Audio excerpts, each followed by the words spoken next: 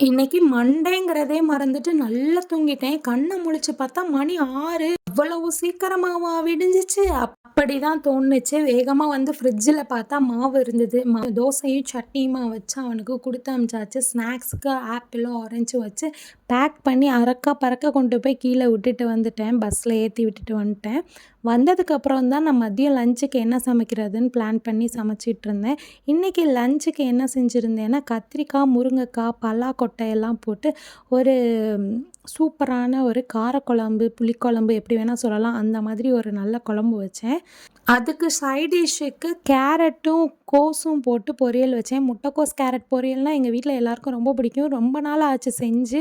சரி இன்னைக்கு அத செய்யலாமேன்னு சொல்லிட்டு அத செஞ்சு வச்சுட்டேன். வாழ்க்கையில டைம் எவ்வளோ முக்கியங்கிறத இப்ப தான் நான் கத்துக்கிட்டேன். ஒரு 1/2 மணி நேரம் முன்னாடி எந்திரிக்கலங்கிற ஒரே காரணத்தினால எவ்வளோ பரபரப்பா போச்சு தெரியுமா அந்த மண்டே?